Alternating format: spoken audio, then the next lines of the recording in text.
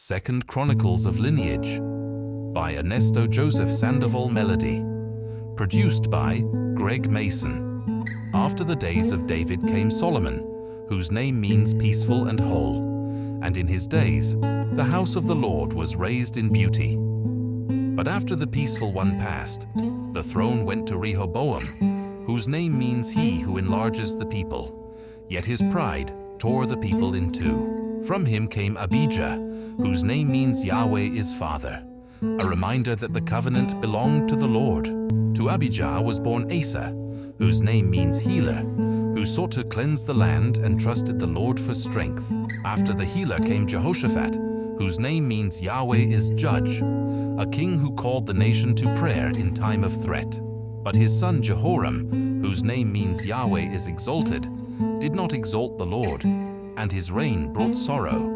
Then came Ahaziah, whose name means Yahweh has seized, whose rule was short and shaken by the grasp of wicked counsel. After him the child King Joash, whose name means Yahweh has given, was hidden in the temple and spared for the sake of the promise. Yet in later years he turned from the giver. His son was Amaziah, whose name means Yahweh is mighty, who began with obedience but fell through pride. After him rose Uzziah, whose name means Yahweh is my strength, also called Azariah, meaning Yahweh has helped. He strengthened the land, yet in his pride was struck and brought low. To him was born Jotham, whose name means Yahweh is upright, a man who did what was right, though the people still clung to their own ways.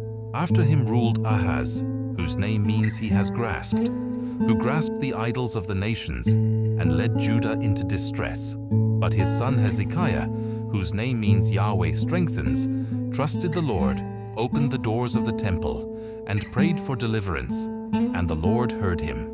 To the strengthened one was born Manasseh, whose name means causing to forget. He led Judah into deep sin, yet in captivity humbled himself, remembered the Lord, and found mercy. After him came Amon, whose name means faithful, but he proved faithless and fell by the hands of his own servants. The throne then passed to Josiah, whose name means Yahweh heals, a young king whose heart was tender, who restored the law and the worship of the Lord. But after Josiah the throne faltered. His son Jehoahaz, whose name means Yahweh has grasped, reigned only briefly before being carried away by Egypt. In his place ruled Jehoiakim, whose name means Yahweh raises up. Yet he rebelled and was brought down by Babylon. After him came Jehoiakim, also called Jeconiah, whose name means Yahweh establishes, but he too was taken in chains. Finally there was Zedekiah, whose name means Yahweh is righteousness, who hardened his heart, and the city and temple were burned, and the people went into exile. Thus the names of the kings themselves trace a story. Peaceful builds the house. The one who enlarges the people divides them. Yahweh is Father reminds them of their covenant. The healer brings reform. Yahweh is judge delivers them. Yet the one who should have exalted Yahweh falls.